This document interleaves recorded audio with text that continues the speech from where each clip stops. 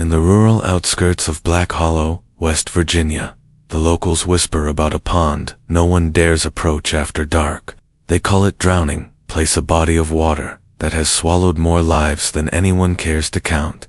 Some say it's cursed, some say it's haunted, but the oldest families in Black Hollow tell a different story. They say something lives there, and if you meet it, it will ask you for one simple thing: a cigarette, a drink, and then it will take your soul. Ethan Ray had never believed in small-town ghost stories. At 17, he thought he was too smart, too modern, to fall for superstitions. He was a senior at Black Hollow High, counting down the days until graduation, itching to get out of the suffocating little town where everyone knew everyone else's secrets. But secrets had a way of clinging to this town, and the pond behind Black Hollow was the darkest of them all. It was the night before Ethan's 18th birthday. He sat on the edge of his bed, staring at a dusty bottle of Jack Daniels he had swiped from his stepfather's cabinet. Next to it lay a crumpled pack of Marlboro Reds he had stolen from the glove compartment of his mother's car. The loot felt forbidden, dangerous. His heart raced just looking at it. Ethan didn't really smoke, he didn't really drink. But in Black Hollow, adulthood was marked by vicious boys sneaking beer into the woods, girls puffing on menthols at the edge of the football field. And Ethan wanted to feel older, even just for one night. The problem was where he couldn't do it at home. His stepfather would beat him bloody if he caught him. He couldn't do it at school or in town either. Too many eyes. So he thought of the pond. Everyone in Black Hollow knew about the pond. In daylight, it looked harmless enough, a stagnant pool surrounded by tall reeds and twisted oak trees. But at night, the water turned black. The surface became a mirror that reflected nothing but the moon. And if you stood there long enough, you swore you could hear something moving beneath it. The locals told stories of drownings. A hunter pulled under while washing his hands. A young woman vanishing while skipping stones. Children who wandered too close and never came back. The sheriff always ruled them accidents, but no one believed him because the bodies never looked right when they surfaced. Their mouths filled with pond moss, their eyes bulging, frozen in horror, and their hands always reaching upward as if clawing for air. Ethan told himself it was all bullshit. Still, when he slipped out of his house at midnight, with the whiskey in one hand and cigarettes in his pocket, he felt the weight of every story pressing on him. The night was silent, except for the chirping of crickets. He cut through the tall grass behind the trailer park, flashlight beam trembling. As he walked, the deeper he went, the darker it got. Even the moon seemed to vanish, swallowed by a blanket of heavy clouds. By the time he reached the pond, the world was pitch black. The water lay still, flat as glass, surrounded by trees that leaned in like watching figures. Ethan swallowed hard. His pulse pounded in his ears.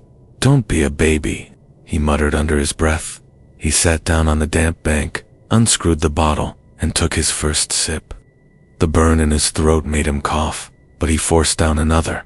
Then he pulled out a cigarette, lit it with shaking hands. For a moment, the small orange flame of the lighter felt like safety, warm, human. But when the flame went out, the darkness returned heavier than before, and that's when he heard it. A ripple dot, soft at first, then louder, as if something was moving beneath the surface. Ethan froze. His cigarette shook between his fingers. He turned his flashlight toward the water. The beam skimmed across the surface, empty, nothing but ripples spreading outward. Probably a frog, he told himself, or a fish. He tried to laugh at how jumpy he was. He took another swig of whiskey, lit another cigarette, and leaned back on the grass. The night pressed down around him. The silence was deafening until he heard it again, this time closer, a low raspy whisper. Gotta smoke. Ethan bolted upright, cigarette falling from his lips. His flashlight beam darted wildly across the reeds, the water, the trees. Nobody was there. His breath came in ragged gasps. Maybe he was drunker than he thought. Maybe he was imagining it. Then the voice came again, clearer, louder. Got a drink. The sound didn't come from the trees. It came from the water. The surface of the pond rippled violently, and out of the darkness, something rose. At first it looked like a man, but as it pulled itself higher, Ethan saw it wasn't human at all. Its skin was slick with slime, covered in rotting weeds. Its limbs bent the wrong way, arms too long, fingers ending in claws. Its mouth stretched impossibly wide, teeth like broken glass glistening in the moonlight that had finally pierced the clouds. But the worst part, the part that made Ethan's blood run cold, were its eyes. Two glowing blue orbs, fixed on him with a hunger that felt ancient. The creature dragged itself halfway out of the water, dripping black sludge, and whispered again, "Give me drink." Ethan stumbled backward, nearly dropping the bottle. His mind screamed to run, but his body refused to move. The creature crawled closer, claws digging into the mud, breath reeking of rot. It reached a twisted hand toward him, long nails glinting under the moon. Ethan wanted to scream, wanted to move, but terror locked his body in place. The creature's voice dropped to a growl, vibrating in Ethan's skull. "Give me smoke, give me drink, or drown." The bottle shook in Ethan's hand. The cigarette pack in his pocket felt like it was burning, a hole straight through his leg. And as the creature's hand closed the last few inches toward his throat, then finally ran. Branches whipped his face as he sprinted through the trees, crashing blindly through the undergrowth. His lungs burned, whiskey sloshing in his stomach. Behind him, he swore he could hear the slap of wet footsteps following. When he finally burst back onto the gravel road near the trailer park, he collapsed, gasping, heart hammering so loud it drowned out everything else. He looked back. The trees were silent, the pond hidden once again in the dark. Maybe it hadn't followed, maybe it couldn't leave the water. But as Ethan sat there, trembling in the dirt, he realized something terrifying. He still had the bottle in his hand, and in the reflection of the glass, two glowing blue eyes stared back at him. Ethan didn't sleep that night. He lay in bed staring at the ceiling, the taste of pond water still clinging to his tongue, the sound of that rasping voice looping in his ears. Gotta smoke, gotta drink, or drown. Every time he shut his eyes, he saw them again, those glowing blue orbs, burning into him through the glass bottle. By the time the sun finally rose, his body was shaking from exhaustion. But even daylight couldn't push away the feeling that something had followed him home. When his mother knocked on his door that morning, Ethan flinched so hard, he nearly dropped the whiskey bottle he'd hidden under the bed. "Ethan, you awake?" Her voice was soft, tired. She always sounded tired these days. Living with Ray, Ethan's stepfather, had drained her. "Yeah," Ethan muttered, forcing his voice steady. "Just getting up." She didn't press him, just sighed and went back to the kitchen. Ethan sat there a moment longer, staring at the sliver of morning light cutting across his floor. It should have felt safe, but all he could think about was the reflection in that bottle. The eyes. Always the eyes. At school, he tried to act normal. Black Hollow High was small enough that, if you sneezed in first period, the whole building knew by lunch. Ethan didn't need rumors about him running around screaming in the woods last night, but he couldn't hide the dark circles under his eyes. "Jesus, man, you look like death," his best friend Tyler said when Ethan slumped into their usual cafeteria table. Tyler was everything Ethan wasn't. Loud, cocky, the kind of kid who wore his football jersey even on days there wasn't a game. "I didn't sleep," Ethan muttered. "Yeah, I can see that. What were you doing, binging horror movies again?" "Dude, you gotta stop. That stuff messes with your head. If only it was just a movie." Ethan opened his mouth, hesitated. How could he even begin to explain? "Hey Tyler, so I went drinking at the pond last night, and a swamp demon tried to trade my soul for a cigarette. Yeah, that would go over real well." But Tyler wasn't the only one who noticed. Ethan's state, at the far end of the cafeteria, Lucy Grant was staring at him. Lucy was different. She didn't run with the cheerleaders, didn't flirt with the football players, didn't care about any of the small-town high school games. She read horror novels in the library during lunch. She wore black nail polish and combat boots, and she had this unsettling way of looking at you like she could see straight through whatever mask you were wearing. Now, her eyes were locked on Ethan. When their gazes met, she tilted her head slightly, not judgmental, not mocking, almost like she knew.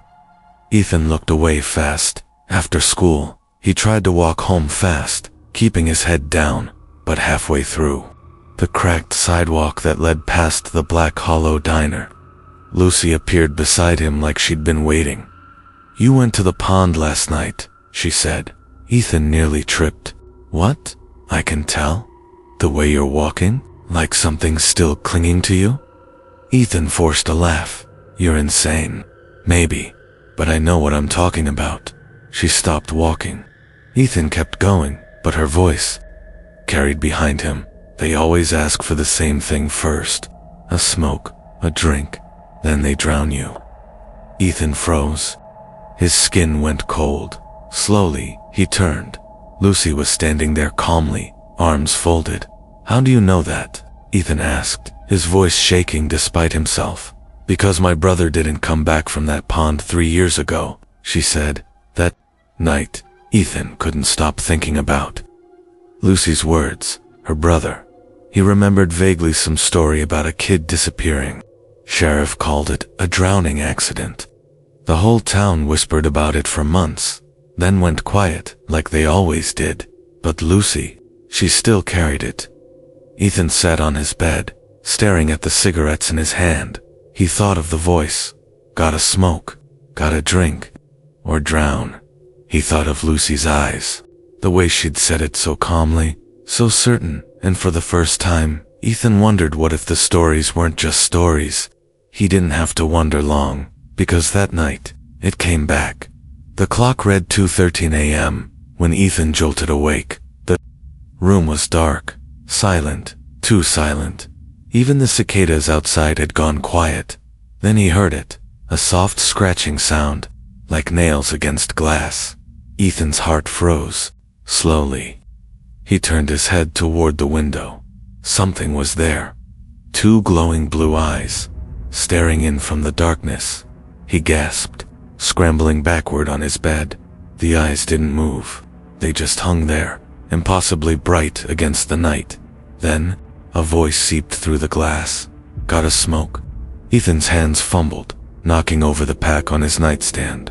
Cigarettes spilled onto the floor. The eyes blinked slowly, unblinking hunger burning through him. Then got a drink. Ethan grabbed the whiskey bottle from under the bed, hand shaking so badly he nearly dropped it. The eyes followed every movement. "Give it to me." The scratching grew louder, sharper, and suddenly the glass cracked.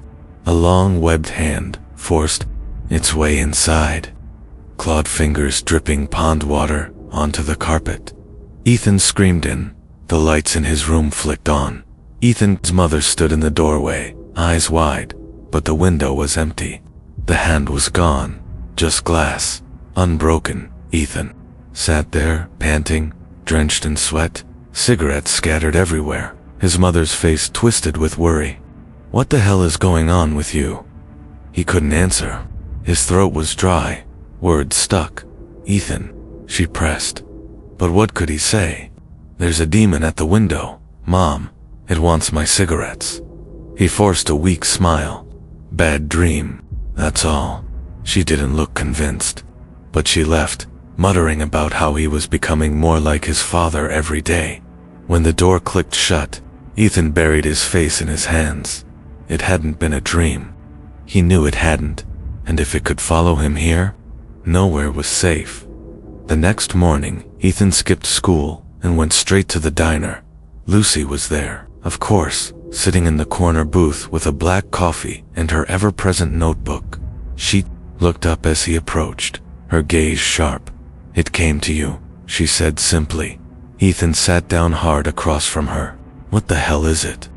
She leaned forward, voice dropping low. They call it the Hollow Man. Oldest families in town say he drowned here before the Civil War. Others say he was never human at all, just something that crawled out of the water and stayed. But whatever. He is. He doesn't let go. Once he sees you, once he asks you, you're marked. Ethan's stomach turned. So what do I do? Lucy's eyes darkened. You don't give him what he wants. Not ever. Ethan's hand shook under the table. And if I do, her answer was almost a whisper. Then you drown. That night, as Ethan lay in bed, staring at the ceiling again, he realized something terrifying. He could still smell it. That reek of rotting pond water. It wasn't just on his clothes anymore. It was in his skin. And it wasn't going away. Ethan stopped going near the pond. He stopped drinking, stopped smoking, stopped even looking at water if he could help it. Showers turned into quick rinses. He avoided the sink at night, refused to walk past the creek that cut behind the football field. But it didn't matter. The Hollow Man was everywhere. It started with the smell, that stench of rotting weeds, mud, stagnant water. It clung to Ethan, no matter how much he scrubbed. His mother complained, accusing him of sneaking out to drink again, of rolling in God-knows-what.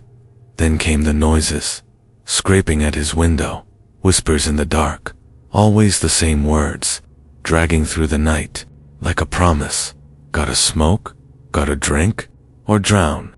By Friday, Ethan was unraveling. Tyler noticed first. Dude, you're seriously losing it, Tyler said as they sat in his pickup after practice. What's going on with you? You've been jumpy as hell all week. Ethan gripped his knees, staring at the empty parking lot. How could he explain it? How could he make Tyler understand that a thing from the pond was stalking him? But before he could even try, Tyler smirked. Oh, I get it. You finally found yourself a girl.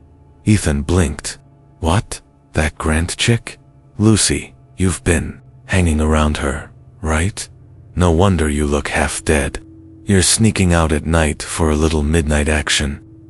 Ethan almost laughed, but the sound caught in his throat. It's not like that.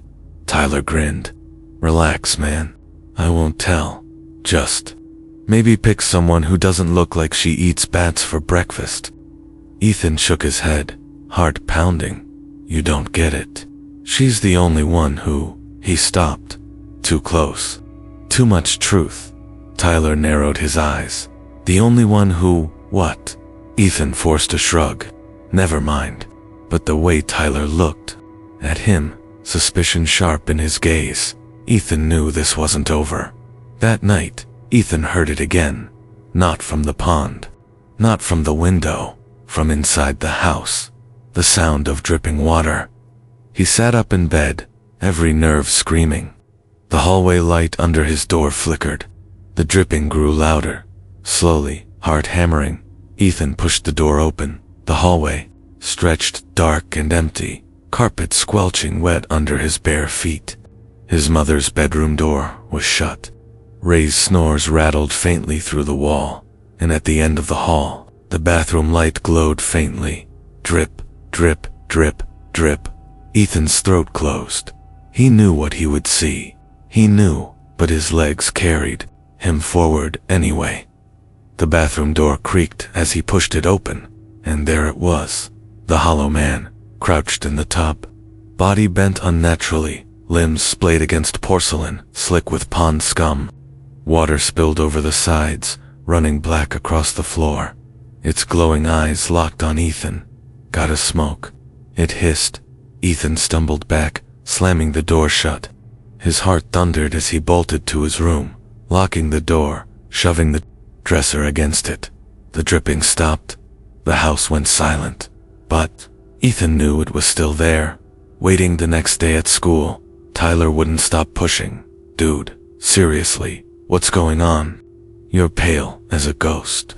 You look like you haven't slept in a month. Ethan snapped. You wouldn't believe me if I told you. Try me. Ethan hesitated. He wanted to unload, to let someone else share the nightmare. Tyler had been his friend since 3rd grade. If anyone could help, maybe it was him. It's the pond, Ethan said, finally, voice low. Something's in there.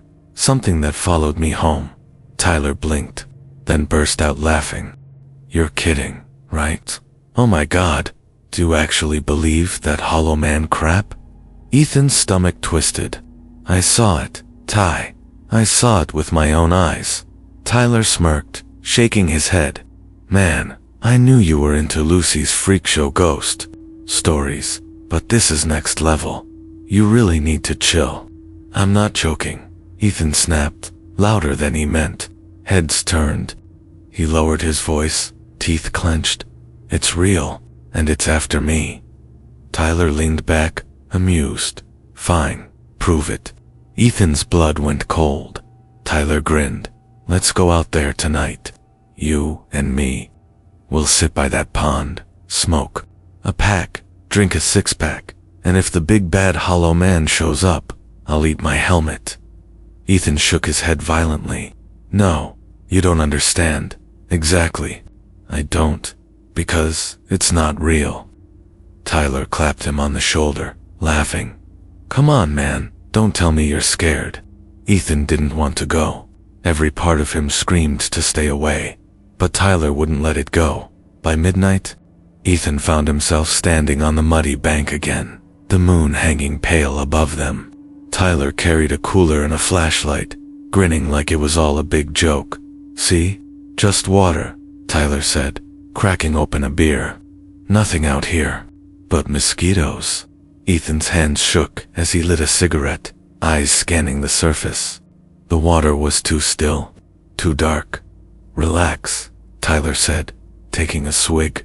You're wound up tighter than a nun in Vegas. But then the ripple dots soft at first, then spreading wider. Ethan's breath caught. Tyler rolled his eyes. Oh no, the scary pond ripple. We're doomed. He turned back to the cooler, but Ethan couldn't move, couldn't speak, because he saw them.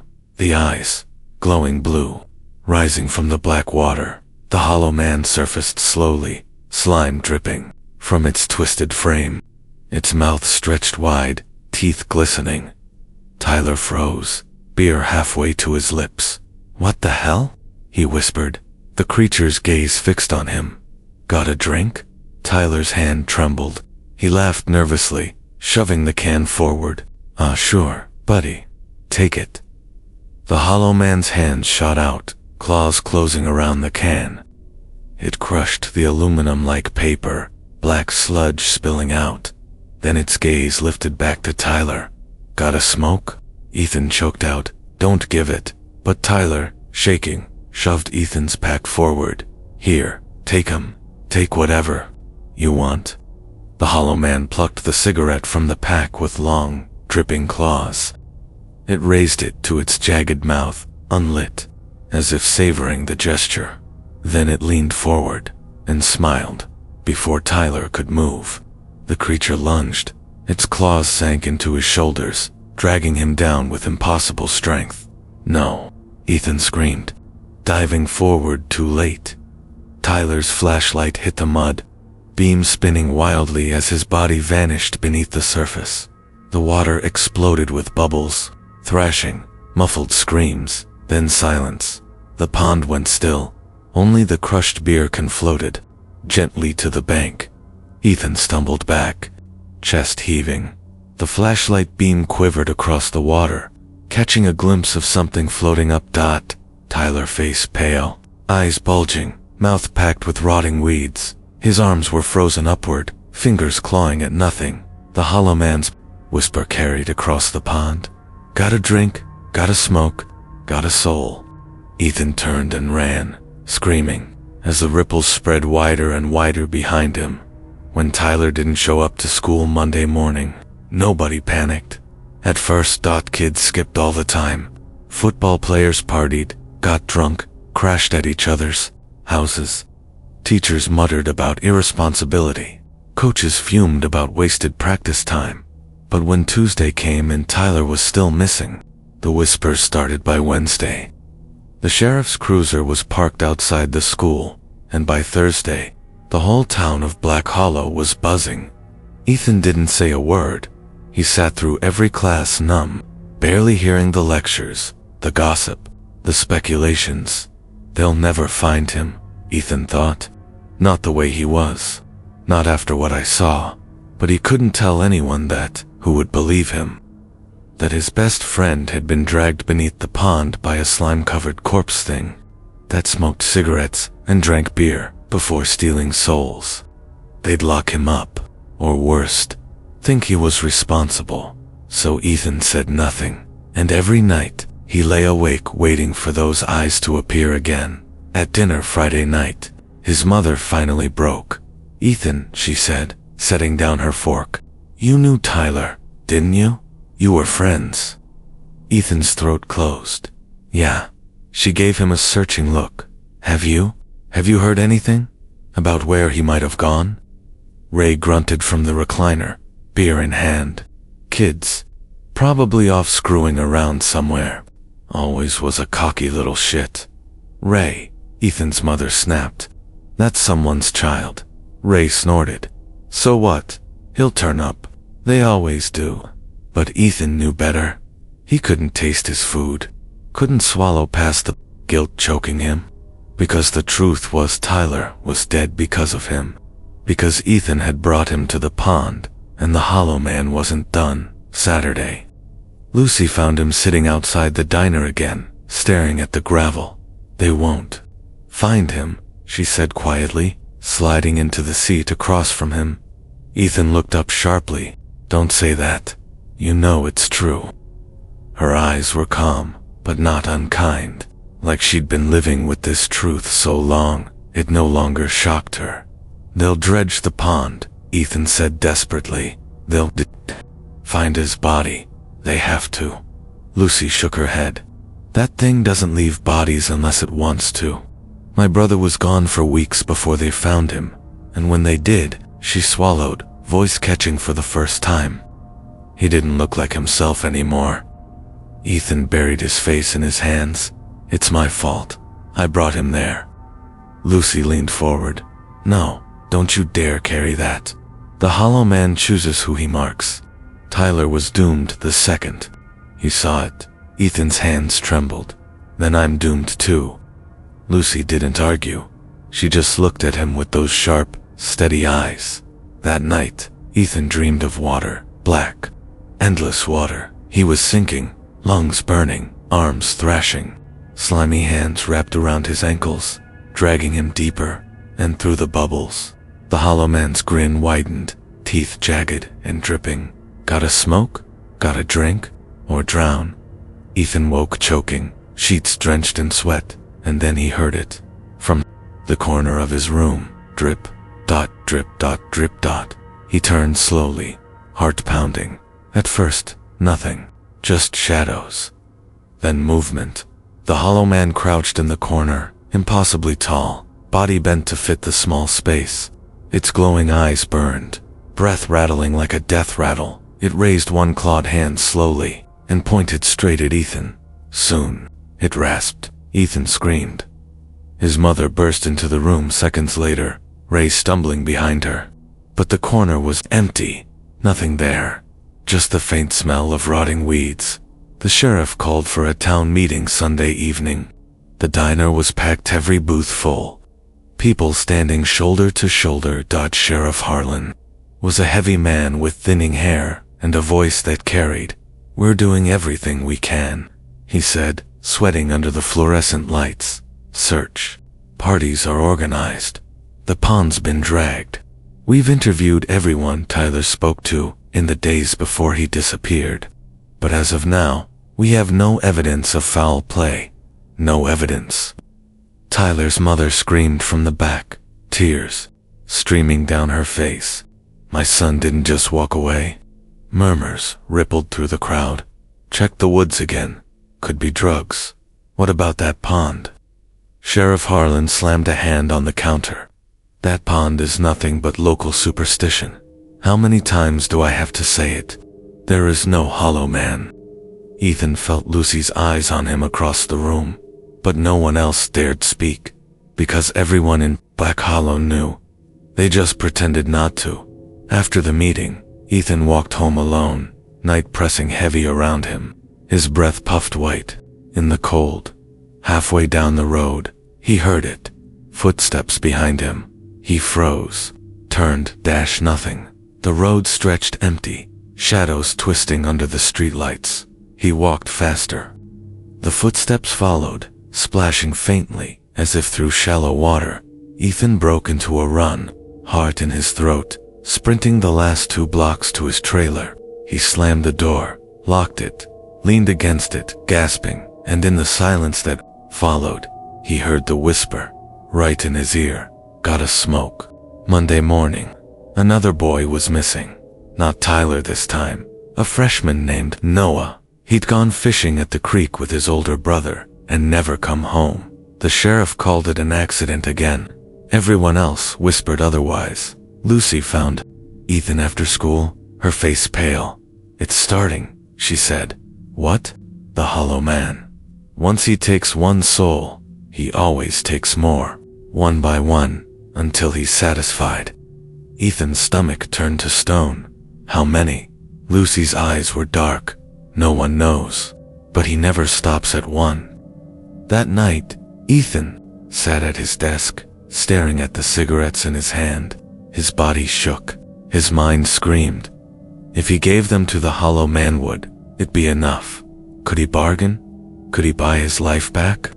The silence pressed heavy around him, and from outside, he heard it again.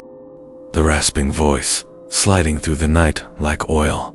"Gotta smoke, gotta drink, or drown." Ethan stepped to the window, cigarette pack in hand, heart hammering. The glass was cold beneath his fingers. Slowly, trembling, he lifted the pack. The glowing eyes appeared instantly, hovering in the dark just beyond the pane.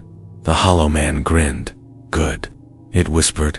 Ethan froze, because in the reflection of the glass, he wasn't alone. Behind him, standing in the shadows of his room, was another figure, drenched, pale, weeds hanging from his hair. Tyler. Ethan couldn't move. The Hollow Man's glowing eyes stared at him from outside the window, grins slicing through the night. And behind him, Tyler. Water dripped from his hair onto the carpet, dark stains spreading like oil. His skin was the color of ash, lips blue, eyes clouded and dead. Weeds dangled from his neck like noose ropes. "Ty," Ethan whispered, voice shaking. Tyler's mouth opened slowly. Water poured out. No words, no breath, just pond water spilling, splashing onto Ethan's floor. Ethan stumbled back, heart hammering. "No, you're dead. You're dead." The drowned thing tilted its head, jaw creaking unnaturally wide, and then it spoke. Voice bubbling, gurgling, like sound forced through a throat full of water. "Got, smoke?" Ethan screamed. He threw the cigarette pack across the room. It hit the wall, scattering sticks like teeth. When he looked up, both figures were gone. The window was empty. The corner was bare. The carpet was dry, but the stink of algae lingered, and in the silence, Ethan could still hear faint dripping, drip, drip, drip, drip. By morning, his mother was pounding on his door. "Ethan, get up. You're gonna be late again." He opened the door with red eyes, sweat still clinging to his skin. "You okay, hon?" she asked, frowning. He nodded quickly. Too quickly, Ray grunted from the kitchen table, beer already in hand, despite the hour. "Kid looks like hell. You talkin' something?" Ethan ignored him, grabbed his backpack, and fled. He had to find Lucy. She was waiting by the bike racks before first bell, as if she'd known. "You saw him," she said quietly. Before he spoke, Ethan froze. "Saw who?" Her gaze pierced him. "Tyler," he swallowed. "He was in my room. He asked for a smoke." Lucy's jaw tightened. "Then it's worse than I thought." "What do you mean?" "The Hollow Man doesn't just take souls. Sometimes, he keeps them, uses them, makes them his messengers." Ethan's stomach turned. Messengers. They're not alive. Not really. But they're not gone either. He twists them, binds them to him. Ethan grabbed her arm. Then, we can save him, right? If he's still here. She shook her head hard. No, Ethan. Tyler's gone. What you saw wasn't your friend. It was a puppet. Ethan's throat burned. He wanted to scream, to deny it, to fight. But the memory of that dripping corpse, that voice, he knew she was right. By lunch, word of Noah's disappearance had spread. Kids whispered in the halls, clumps of students huddling in corners. Sheriff says he fell in the creek. No body though, just his fishing pole. My dad says it's that thing again. The one from the pond. Ethan sat alone, tray untouched, and then dash, splash. He jumped across the cafeteria. Water poured from the ceiling tiles, dripping onto the linoleum. No one else reacted. No one looked, except Ethan, because he was the only one who saw the drowned boy standing there, hair plastered to his skull. Eyes blank and white. Tyler. Drip. Drip. Drip. The corpse boy grinned at him and whispered through the bubbling choke. Got a drink? Ethan bolted, crashing into chairs, tray clattering. He tore out of the cafeteria, lungs burning. Lucy caught up with him behind the gym. It's happening in daylight now, isn't it? He nodded, shaking, gripping his hair with both hands. Why me? Why is it always me? Lucy looked away, eyes clouded. Because you're marked. Once you've seen him truly, seen him, he doesn't let go. Ethan's voice cracked. Then what do I do? Just wait to drown. For the first time, Lucy hesitated. Then she whispered, there might be a way, but it's dangerous. That night, Lucy led him to the library basement. The town library was old, stone and wood, built a century ago. Few people used it anymore. The fluorescent lights buzzed, casting everything in sickly yellow. She pulled him down the creaking stairs into the archives, where dust hung in the air and the smell of mildew was thick. There are records here, she said, old reports, stories. Before it was called Black Hollow, this land had another name, and there were always drownings. Ethan frowned. Always. She nodded, pulling a file from the cabinet. Newspaper clippings, yellow and brittle. 1946. A boy named Jacob Carter went missing near the pond. Found 3 weeks later, skin peeled, lungs full of water. They said he drowned. She tossed another clipping. 1973. 4 teenagers disappeared. Only 2 bodies recovered.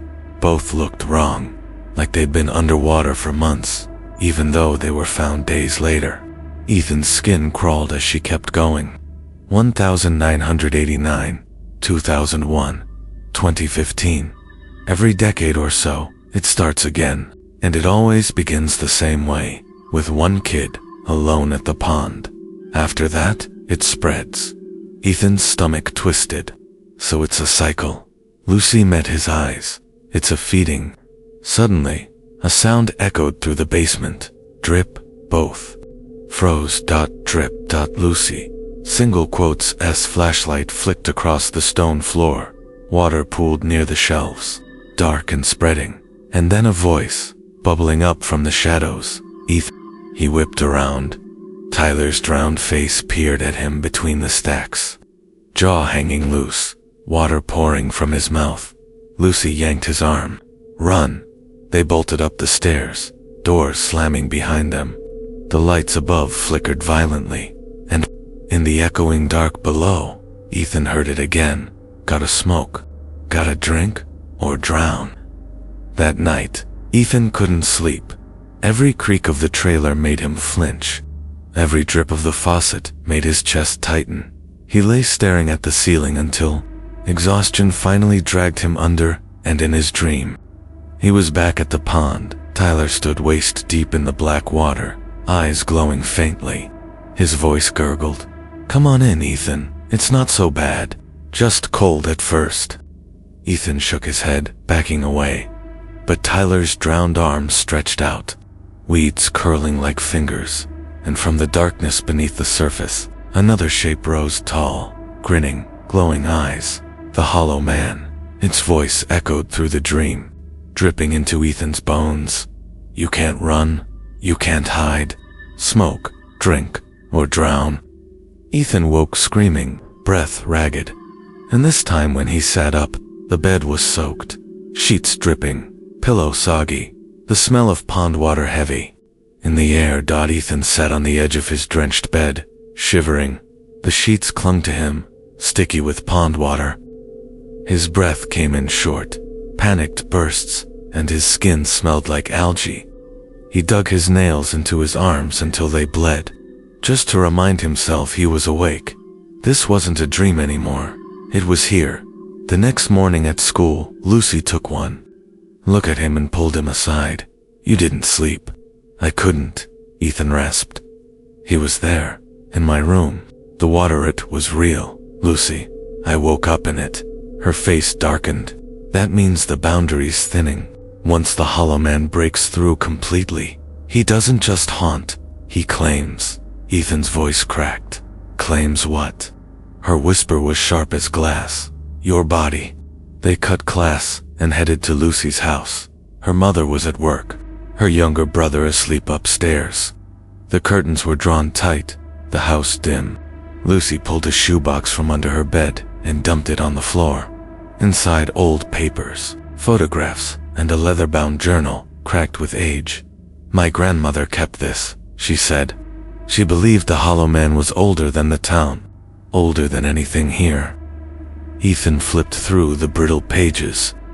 They were filled with sketches, crude drawings of a tall, grinning figure with empty eyes. Beneath it, lines scrawled in shaky cursive. The hollow man walks where the drowned are buried. He feeds on the forgotten. He wears their faces to lure the living. Ethan's blood chilled. That's what Tyler is, Lucy whispered. He's wearing him. Using him. Ethan slammed the journal shut. Then we burn it. We kill it. Whatever it takes. Lucy shook her head. You don't kill the hollow man. You survive him, or you don't. That night, Ethan biked home late. The streets of Black Hollow were silent. Houses dark. Halfway down Old Creek Road, he heard footsteps behind him. He glanced back, nobody. But the footsteps grew louder. Wet, sloshing. Step, step, step. Tyler, Ethan whispered, voice trembling. No answer, just the sound of dripping, and then a figure burst from the ditch beside the road, grabbing his handlebars. Ethan screamed as the bike crashed, metal twisting, his body slamming onto the pavement. When he looked up, Tyler was standing over him, skin bloated, mouth sagging, water pouring steadily from between his teeth. You left me, the drowned boy gurgled. You watched? Ethan scrambled backward, palms scraping raw on the gravel. I didn't. Tyler's corpse lurched forward. Come back to the water, he's waiting. Behind Tyler, in the trees, something taller moved. Glowing eyes, grinning mouth. The hollow man. Ethan bolted, leaving the ruined bike. He ran until his lungs burned, until his vision blurred, until the trailer park lights finally came into view. He didn't stop until he was inside. Door locked, curtains drawn, but even there, he could hear them drip, drip, drip from the kitchen, sink from the bathroom faucet from the ceiling. The whole trailer was leaking. The next day, Lucy and Ethan met again in the library. She had more clippings spread across the table, obituaries, missing persons reports, drownings. There's a pattern, she said. Every time, it starts with one kid, then it spreads. First to their closest friend, then to anyone who crosses paths with the water. Ethan swallowed hard. So, I'm next. Lucy nodded grimly. Unless we break it. How? She pointed to one clipping from 1922. A family of 3 found drowned in their own home. But one child had survived, an older daughter. Her name was Ruth Hawthorne, Lucy said. She claimed she saw the hollow man. Said she survived because she gave him something. Ethan leaned in. What? Lucy's eyes were sharp. A trade. That night, Ethan couldn't stop thinking about it. A trade. What could he possibly give a thing like that? He stared at the ceiling, exhaustion pulling at him.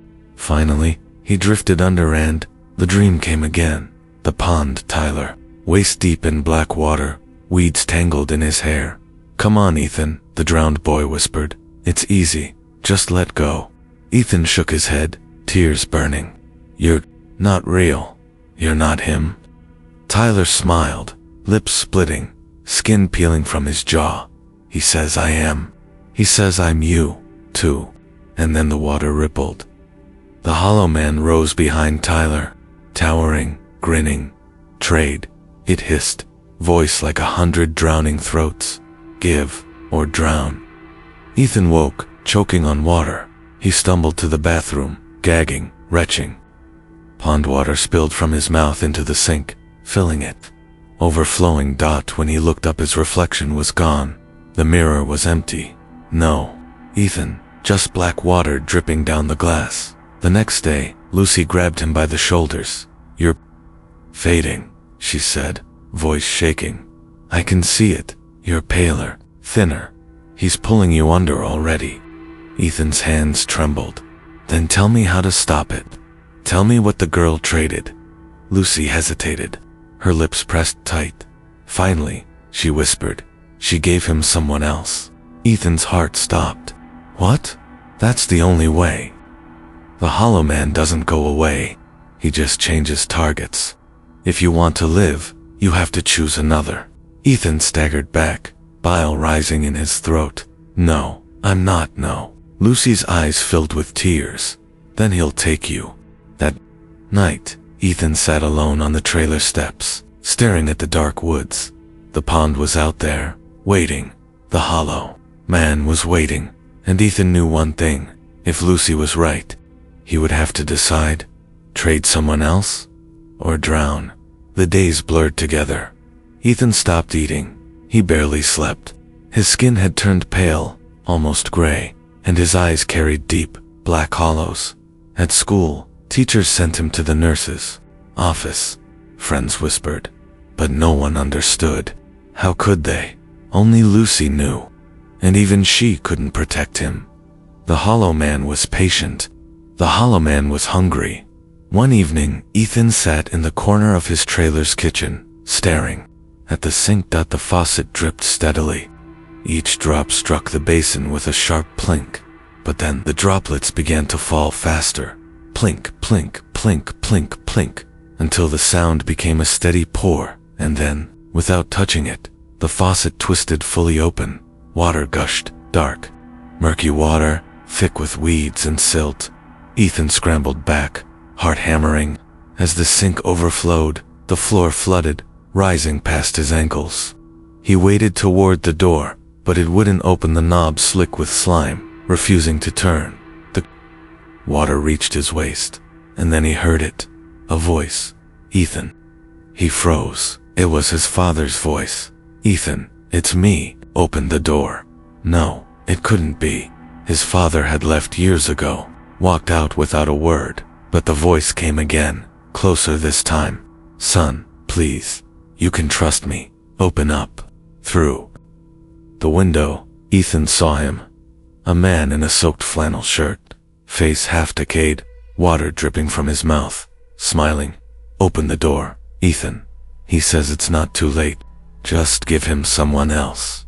The water dragged him under. He flailed, choking, gasping. Something slimy wrapped around his leg, pulling him deeper, and then hands grabbed his shoulders. Wake up. Ethan jolted awake on Lucy's bedroom floor, coughing, gasping, sputtering water onto the carpet. Lucy knelt beside him, terrified. You were screaming in your sleep, she said. Ethan, he's breaking you down. You can't keep this up. Ethan wiped his mouth, shaking. He used my dad. He knows. Lucy's jaw tightened. That's what he does. He wears their faces. He finds the wound and digs into it.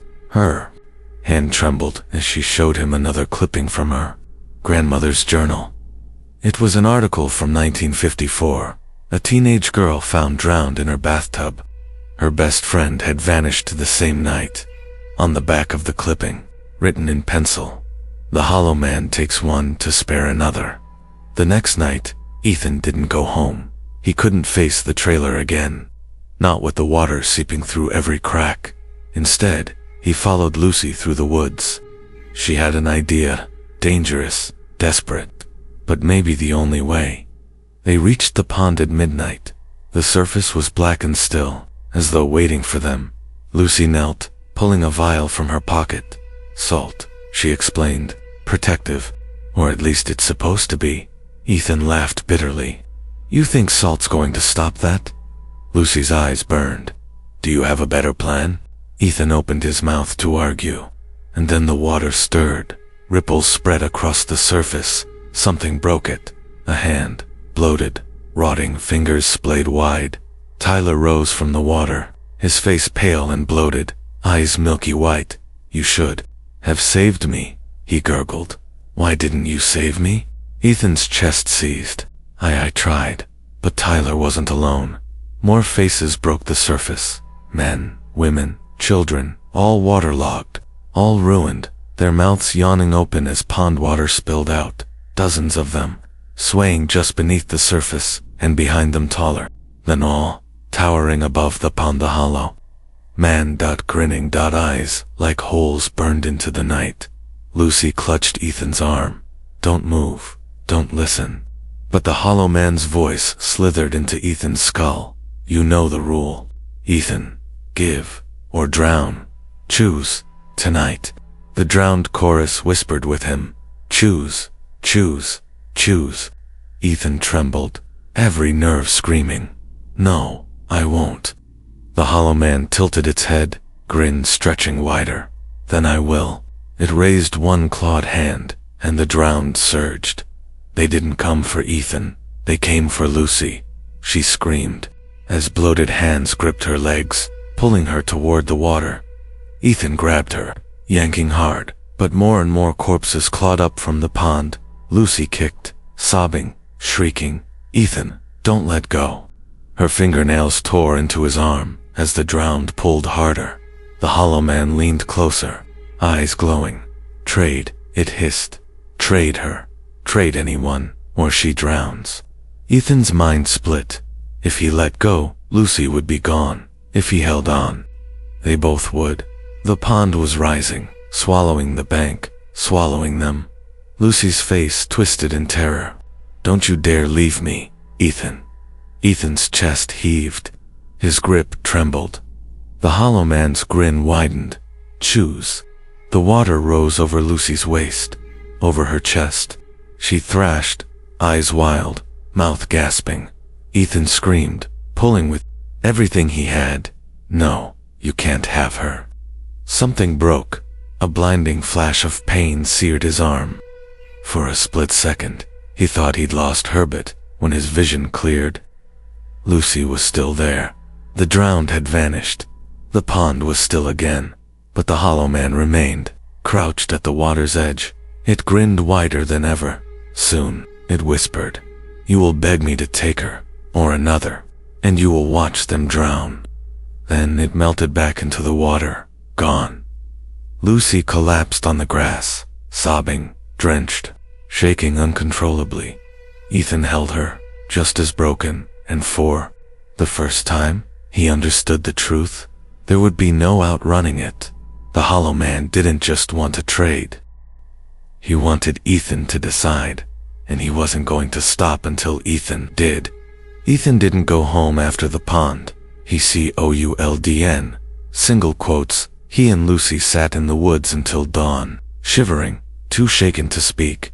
When the sun rose, the pond looked ordinary again. .com/harmless. But Ethan knew better. The hollow man had given him a choice, and he had refused. Now the thing was going to take matters into its own hands. The knock that night. Ethan lay awake on Lucy's floor. She'd begged him not to go back to the trailer. He'll follow you there, she said. But Ethan wasn't. Safe here either at 2:17 a.m.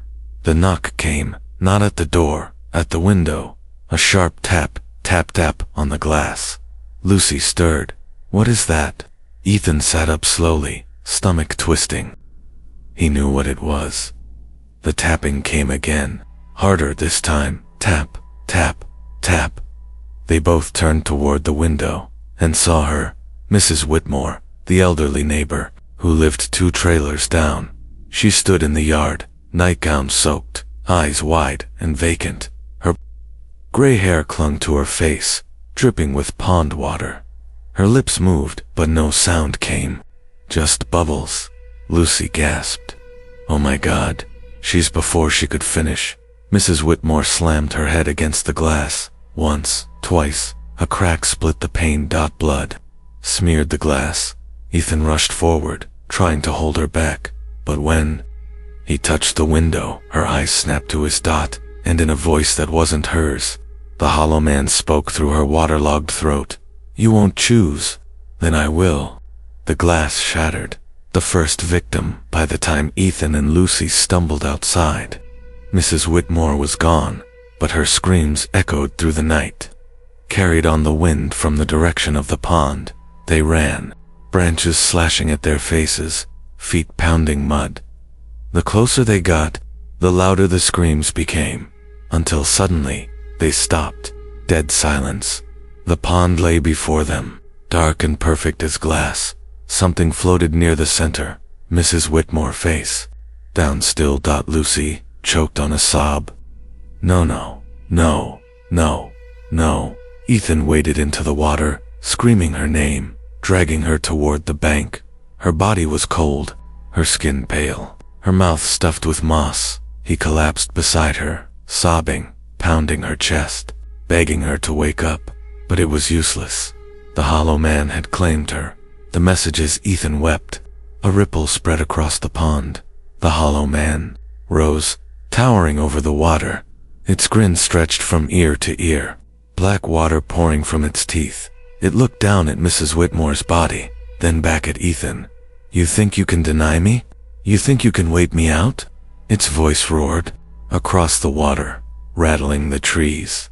"Every night you refuse, someone will drown. Tonight, her. Tomorrow, another, until your whole town is mine."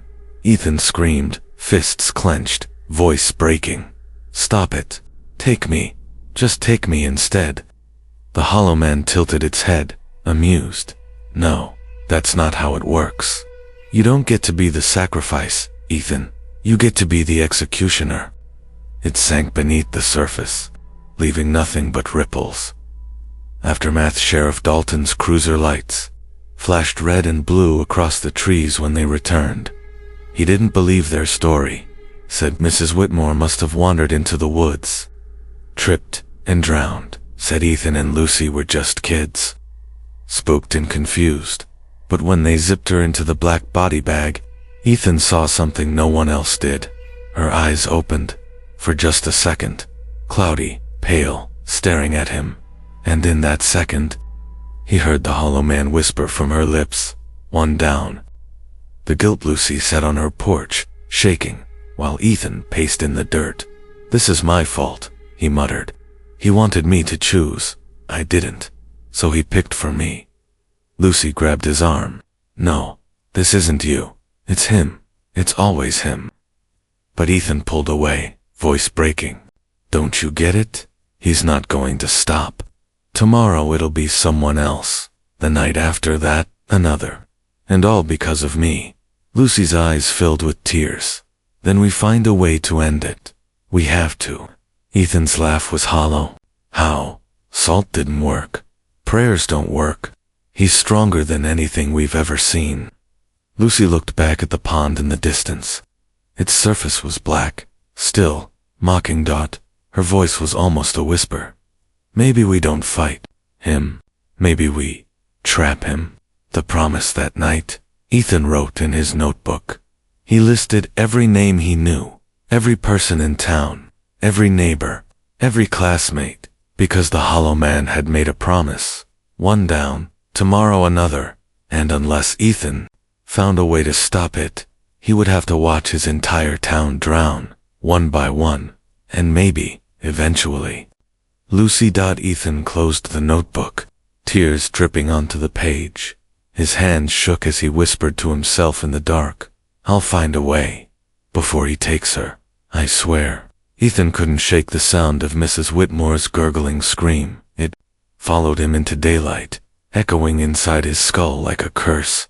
Every time he closed his eyes, he saw her mouth stuffed with pond moss, her vacant eyes rolling back, her body limp in his arms, and he heard the hollow man's promise. One down. Tomorrow, another. Digging for answers, Lucy dragged Ethan into the town library the next morning. The dusty brick building smelled like mildew and old paper. Hardly anyone ever came here, especially teenagers. But Lucy was determined. There has to be something, she whispered, flipping through microfilm reels of the Miller's Grove Gazette, their town's tiny newspaper. No curse comes out of nowhere. Someone wrote about it. Someone warned about it. Ethan sat slumped at the table, eyes bloodshot, hands trembling. He hadn't slept. She's dead because of me, he muttered. Lucy slapped her hand down on the table, startling him. She's dead because of him, not you. If we stop wasting time blaming ourselves, maybe we can keep the next person alive. Ethan swallowed hard and nodded. The pattern hours passed. Newspapers from 1910, 1893, 1872, over and over again. The same story appeared under different names. Local woman drowns in pond. Teenager missing. Clothes found by water. 2 farmhands pulled from creek after midnight swim. Always water. Always unexplained. Lucy highlighted every clipping with a shaky hand. It's not just the pond, she said. Look, creeks, wells, even bathtubs. Every drowning in town, all connected. Ethan leaned closer, realizing the truth. It's him. He's been here for over 100 years. Lucy pointed at the oldest clipping, dated 1863. A Civil War soldier drowned in the pond. His name was Private Samuel Hargrove. The article was vague, but a line jumped out. Villagers whispered the boy was cursed after deserting his regiment, branded a coward, and left to die. Ethan's skin prickled. A coward, he whispered. The hollow man's grin flashed in his mind. The legend. They scoured local history books until Lucy found it, a slim self-published volume called Legends of Miller's Grove. Buried halfway through was a story called The Hollow Man. It described a deserter from the Civil War who had tried to flee through the swamps outside town. The townsfolk caught him, beat him, and drowned him in the pond as punishment for cowardice. But instead of dying, his spirit lingered, hollowed out, twisted by rage and shame, condemned to drag others down to share his watery grave. Lucy read aloud, her voice shaking. He seeks out those who show fear, demanding they prove their courage. If they refuse, he drowns them. If they resist, he chooses another to take their place. Ethan's breath caught. That's it. That's exactly what he told me. The Hollow Man wasn't random. He was reenacting his own death, forcing others to feel the terror he felt when the townsfolk drowned him. Lucy closed the book slowly. If he was created here, maybe he can be ended here too. The warning that night, Ethan dreamed of water. He stood in the pond, waist deep, moonlight rippling across the black surface. The Hollow Man rose before him, taller than the trees, its grin splitting its face. You think you've found answers? It whispered. Its voice made the water around Ethan boil. You think history will save you. It won't. It leaned close, reeking of rot. I was born in betrayal and fear, and I will not be buried again. When Ethan woke, his sheets were soaked, not with sweat, with pond water. The journal the next day. Lucy tracked down the town's oldest living resident, Edna Granger, age 92, frail but sharp, dash-eyed. Her house smelled of mothballs and dust. She sat in a rocking chair, wrapped in a shawl, staring at Ethan with a look that chilled him. You've seen him, haven't you? She said, before they even spoke. Lucy blinked. You know about the Hollow Man. Edna nodded slowly. My grandfather used to tell me stories. He was there, you know. when they drowned Hargrove. He said the soldier cursed the town with his last breath. Said anyone who looked away, anyone who didn't fight, would pay. She shuffled to a cabinet and pulled out a battered leather journal. This was his. Keep it. Maybe it'll help. Inside were shaky handwriting, sketches of the pond, and notes about rituals. One passage stood out. The hollow man is bound to water. Remove the water, and he weakens. Salt holds him at bay. Fire drives him back. But only sacrifice can end him. Ethan's throat went dry. Sacrifice. Lucy leaned closer. What kind? Edna's eyes gleamed with sorrow. The same kind. He was given a life, drowned willingly. One soul for the town.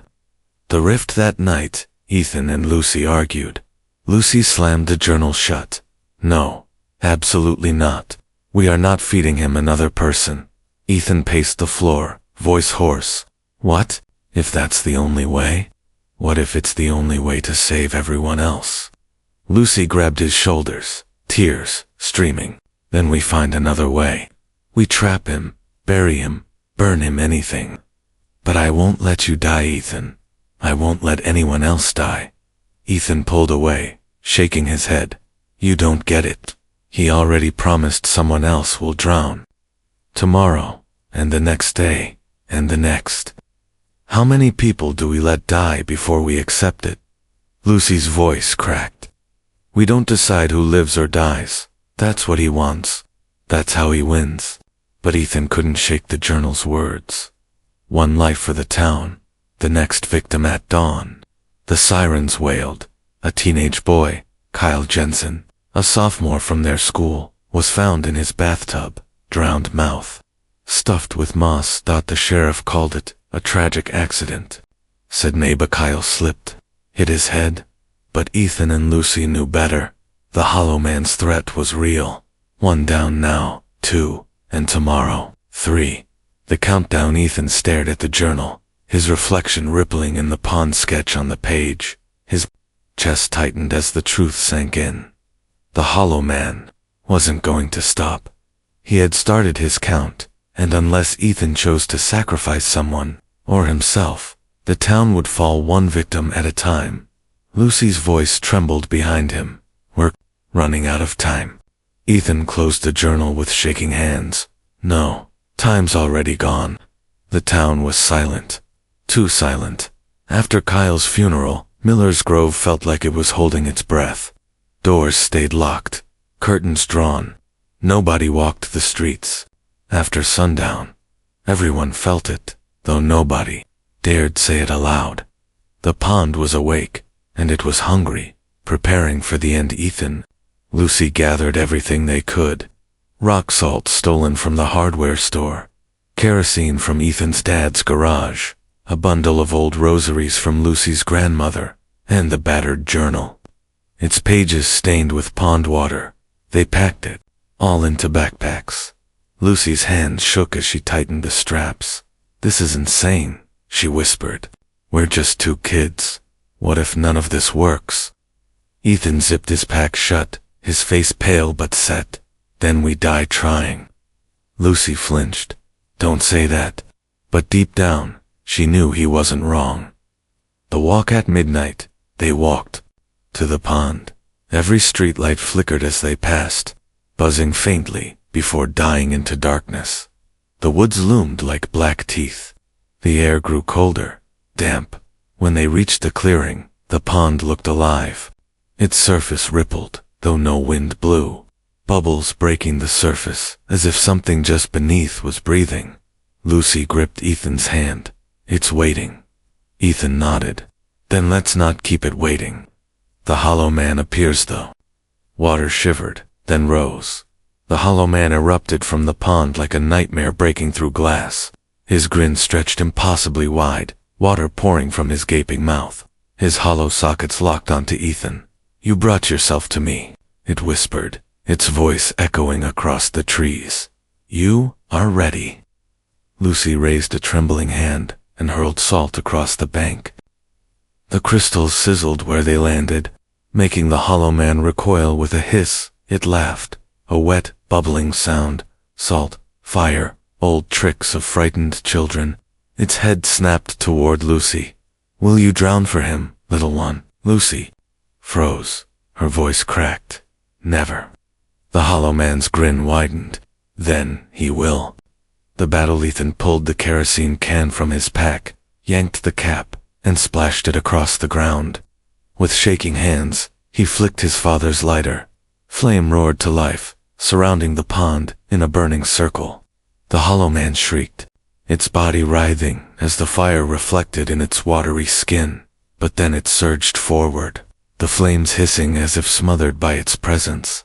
It moved too fast, faster than anything made of flesh and bone. In a blink, its hand shot out, skeletal, fingers wrapping around Lucy's ankle. She screamed as it yanked her toward the water. Ethan lunged, grabbing her arm, pulling with every ounce of strength. "Let her go," he roared. The hollow man leaned close, its dripping grin inches from Ethan's face. "One must drown," it hissed. "Choose." The choice time froze. Lucy's nails dug into Ethan's wrist. Tears streamed down her face. "Don't you dare," she gasped. "Don't you let go of me." Ethan's heart thundered. He remembered the journal's words. A life, drowned willingly. One soul for the town. It was him. It had always been him. He looked at Lucy, the only person who had believed him, fought with him, stayed by his side when everyone else turned away. He couldn't let her die. Ethan's grip tightened. He met the hollow man's hollow gaze. "Take me," he whispered. Lucy screamed. "No, Ethan, don't." Ethan's voice broke, but stayed steady. "You want sacrifice? Then I give it. Willingly. But you leave her. You leave everyone else. Forever." The hollow man's grin twisted. Water dripped like black blood. "Agreed." The drowning before Lucy could stop him. Ethan let go. The hollow man seized him, dragging him into the pond. Lucy's scream echoed through the trees as Ethan was pulled under, the black water swallowing him whole. The world went silent, dark, dark, cold. The pond filled Ethan's lungs, his chest burned, his body convulsed, and through the suffocating dark, he saw them faces. Hundreds of them. Mrs. Whitmore, Kyle, the others who had drowned before, their mouths open in endless screams, eyes wide with terror. They reached for him, pulling, clawing, but Ethan didn't fight. He surrendered, and the hollow man's voice filled his skull one last time. "Brave boy." The aftermath. Lucy dragged herself to the bank, coughing, sobbing, screaming his name until her throat bled. The pond was calm again, still silent. The fire burned out around it, smoke curling into the dawn. For the first time, the water looked ordinary, empty. Lucy fell to her knees, the weight of it crushing her chest. Ethan was gone, but the hollow man was gone too. The curse was broken. Epilogue. A week later, Miller's Grove was quiet. No more drownings, no more whispers. The pond sat still, reflecting the sky. Just the pond again. Lucy stood at its edge, clutching Ethan's backpack. Inside was the journal, the lighter, the rosaries. She dropped them into the water, one by one, watching them sink. Her voice was hoarse, almost a whisper. "You saved us, but I'll never forgive you for leaving me." The water rippled once, and then stilled. Lucy turned and walked away. Behind her, for just a moment, the reflection in the water shifted, a hollow grin. Watching, waiting.